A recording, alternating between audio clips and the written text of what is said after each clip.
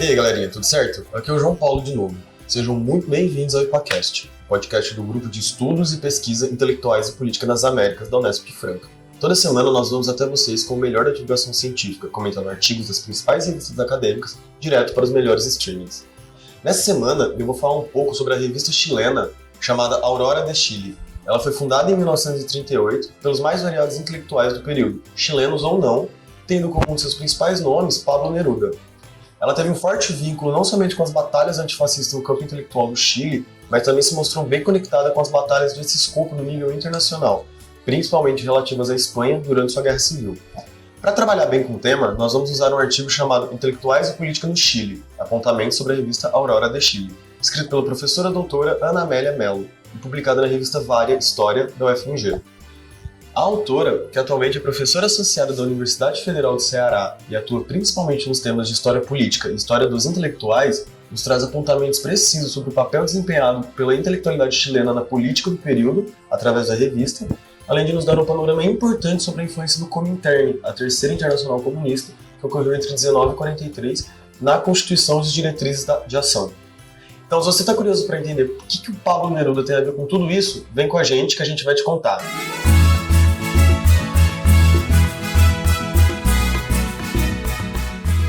Antes de entrar propriamente no assunto da revista, eu preciso falar um pouco do que estava rolando no Chile no período anterior à sua criação.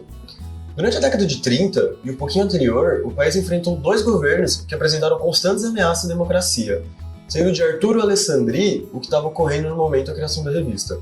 Outro fator muito importante é que nesse momento, dada uma certa perseguição de Alessandri a grupos e partidos de esquerda, sua atuação contra o Partido Comunista Chileno começa a ficar mais intensa, ao mesmo tempo em que esse partido aumenta sua atuação para além do espectro formal partidário e tenta entrar em entidades juvenis e entidades de bairro.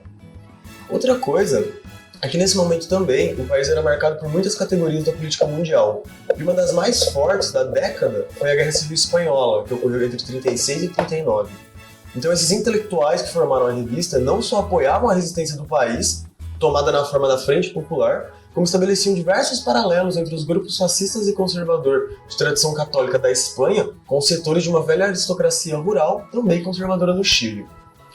Agora vamos falar um pouco da revista. Em 7 de novembro de 1937, no Salão de Honra da Universidade do Chile, foi fundada a Alianza de los Intelectuales en Defensa de la Cultura, ou AICH para facilitar.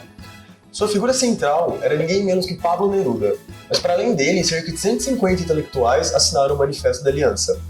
Sua criação foi pensada e decidida no Congresso de Valência, onde Neruda afirma o compromisso de fundar essa aliança no Chile, mas ela veio inserida em uma mobilização iniciada em 1932, com a criação, em Paris, da Associação dos Escritores e Artistas Revolucionários, mesmo ano em que ocorreu em Amsterdã o Congresso Mundial contra a Guerra. Além desses, outros eventos do mesmo tipo foram realizados, porém é importante salientar que não foi um quadro evolutivo homogêneo, mas sim um processo complexo com diversas tensões. Também é bacana falarmos do papel do Comintern, a Terceira Internacional Comunista, que ela teve como centralizadora das ideias de ação. A organização de congressos de escritores, como apontam alguns historiadores, eram orquestrados principalmente por intelectuais comunistas, e o papel da Internacional na década de 30 deve ser sublinhado pela diversidade política do cenário local de cada país. Mas é importante destacar que houve um momento em que desentendimentos intrapartidários foram postos em segundo plano.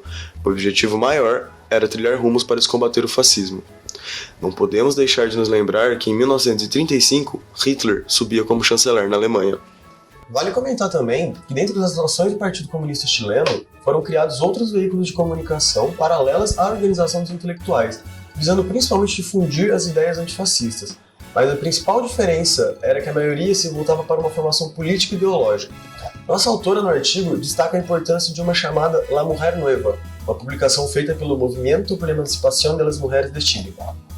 Como dito no começo, o Chile vinha de governos de direita que vinham demonstrando ameaças às estruturas democráticas. A crise de 29 afetara fortemente a economia chilena. Com isso, diversos protestos foram tomando forma e iam sendo fortemente reprimidos pelo governo anterior a Alessandri e continuados no seu. O ponto máximo foi em fevereiro de 37, quando ele promulgou uma lei número 6.026, chamada Lei de Seguridade do Interior de Estado, que formalizava práticas de vigilância e de prisões. Além disso, com essa lei, o Partido Comunista Chileno acaba entrando numa semi-legalidade, que dura até o resultado das eleições de 38, e é no meio disso tudo que a revista Aurora se constitui. Pensada como para ser a porta-voz da Aliança, a revista foi fundada com um nome que remonta ao primeiro jornal do país pós-independência, em uma insinuação clara de resgate do espírito daquele momento. Seu surgimento foi anunciado no jornal Frente Popular, que, dentre outras coisas, chamava a atenção para a qualidade da revista, de seus artigos e até da impressão, e destacava a importância de seu papel na atuação da defesa da cultura e da democracia. Entre os colaboradores anunciados, Neruda era apresentado como diretor, e os redatores eram Roberto Aldunati, Luiz Delano, Rosamel de Valle e Diego Munhoz. Seu financiamento se dava pelas assinaturas, por doações, algumas propagandas em suas páginas e pelo apoio dos partidos que compunham a Frente Popular. Sua primeira edição continha apenas 8 páginas, mas os próximos volumes tomaram mais forma e corpo, alcançando 20 páginas. De acordo com a autora, a revista foi um espaço de militância que conglomerou diversos intelectuais identificados com a luta contra o fascismo, especialmente naquele momento com a defesa dos republicanos na Espanha. Por estar inserida em um projeto político, a revista pretendia construir algo semelhante ao El Mono Azul, uma publicação de intelectuais espanhóis. Mas enquanto ela levava notícias às trincheiras, a revista Aurora buscava alertar a população chilena de que algo similar poderia acontecer em seu país. Com 20 números, a revista vinculou a criação da AICH ao movimento interno de solidariedade ao povo espanhol, além de dar destaque a todas as atividades realizadas pela Aliança, destinando uma coluna especialmente a ela. Outro marco muito importante foi que em 1938 ocorreriam as eleições presidenciais. Neste ano existiam duas candidaturas diametralmente opostas, Gustavo Ross, do Partido Liberal, e Aguirre Cerda, candidato da Frente Popular. É nessa situação que a revista assume sua posição atuante nas eleições, demonstrando um forte apoio a Aguirre. Essa atuação era validada pelo fato de a revista ter conseguido aglutinar diversos escritores conhecidos, o que significava uma adesão maior do público leitor. Diversos foram os momentos em que a revista se posicionou contra as atitudes restritivas do governo. E só para citar, na edição de 18 de setembro de 1938, o dia da celebração nacional da independência, ela publicou na sua primeira página o decreto de censura a publicações editado pelo governo alessandrino. De maneira geral, a estratégia da Frente Popular no Chile não era somente a luta antifascista, mas também era de retirar a direita do poder. Para isso, tal qual a Frente Popular da Europa, a chilena coloca a questão da democracia como tema central em suas discussões. O papel da Aurora de Chile, portanto, como apoiadora da frente, era de trazer discussões sobre o fascismo ao mesmo tempo que demonstrava um cenário sombrio da realidade local. Na edição de 12 de outubro fica claro como esta respondia à posição dos intelectuais da Aliança, em apoio à candidatura de Aguirre, por dedicar a edição totalmente a ele.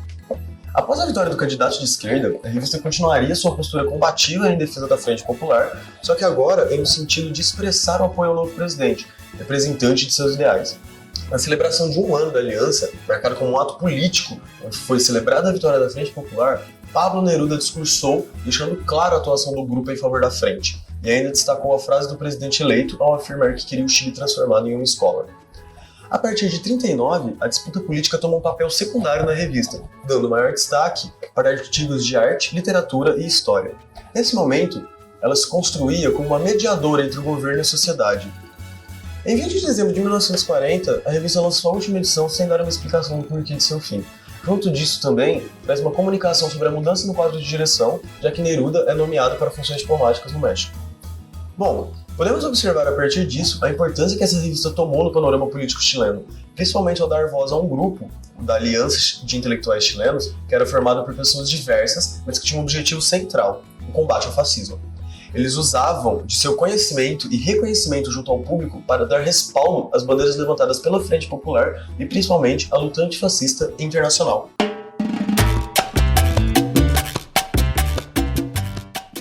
Bom, e por hoje é isso. Se vocês gostaram do conteúdo, não se esqueçam de compartilhar e comentar nas nossas redes. Estamos no Twitter, Instagram e Facebook. É só procurar por IPAUNESP que vocês nos acham.